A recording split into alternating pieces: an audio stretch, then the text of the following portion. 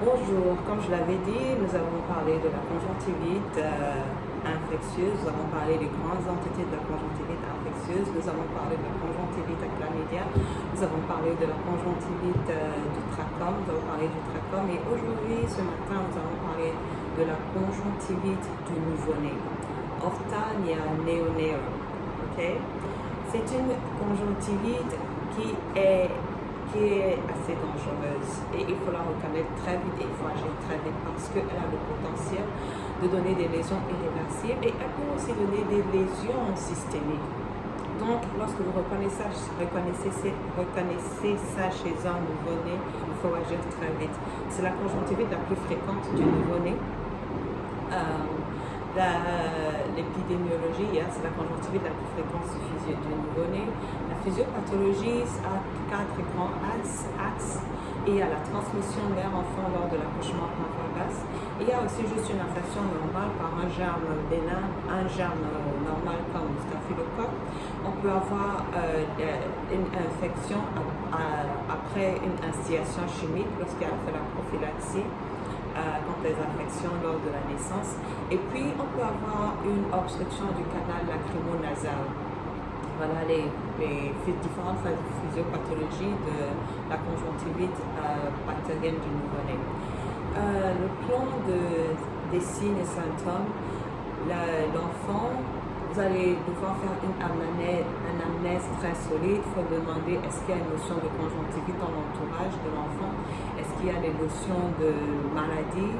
Est-ce que l'enfant a des rougeurs, des larmoiements? Est-ce qu'il y a des notions d'IST à côté chez les parents?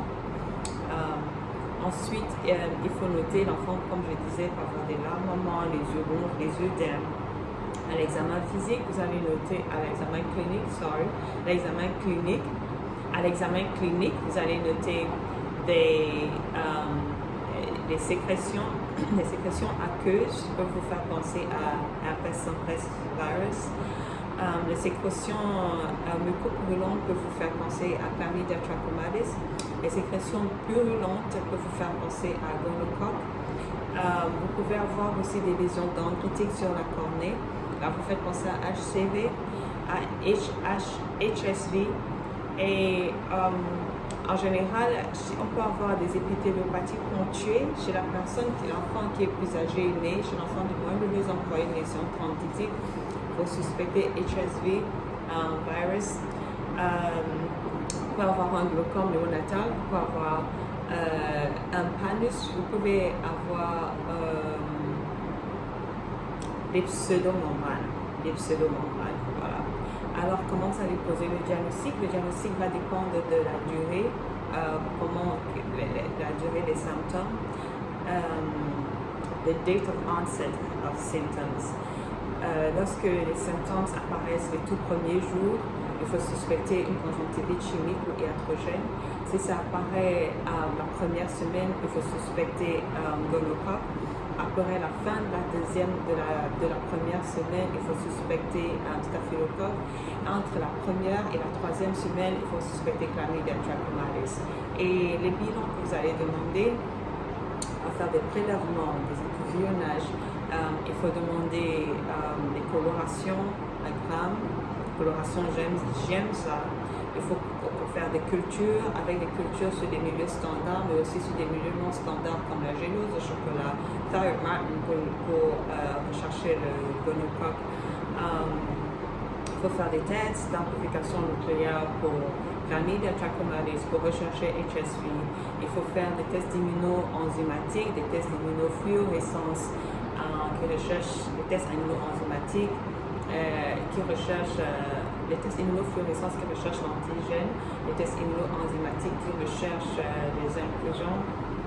Oops, this is really scratchy. Sorry, guys. Voilà. Ensuite, on peut aussi faire une coloration de Lycopapalao, parce que parfois ça permet aussi de voir le HSV.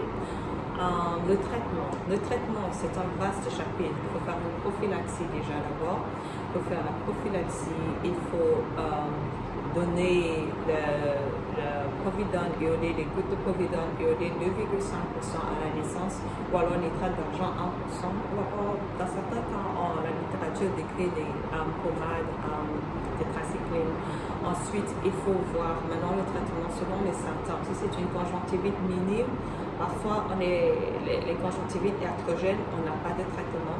Les conjonctivites minimes, on peut donner juste des traitements topiques, on peut donner acide fusidique, on peut donner des antibiotiques pommades comme des tetracycline pommades.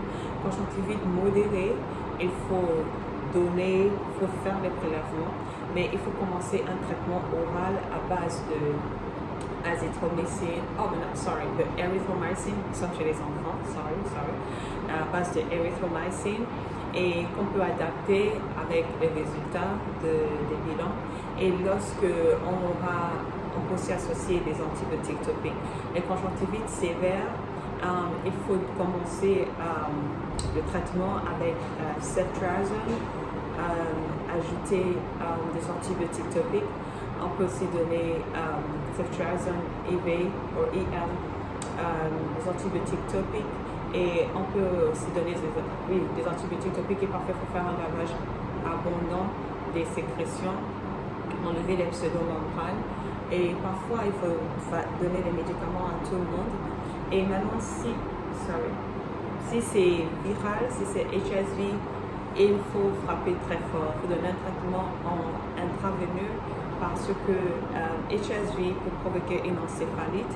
Et dans 95% des cas où il y avait une encéphalite, Pension Lambert a rapporté une positivité au HSV. Il faut faire ce traitement avec un pédiatre. Donc, voilà ce que j'avais à dire pour la conjonctivite du nouveau-né. Merci de m'avoir suivi ce matin. À bientôt.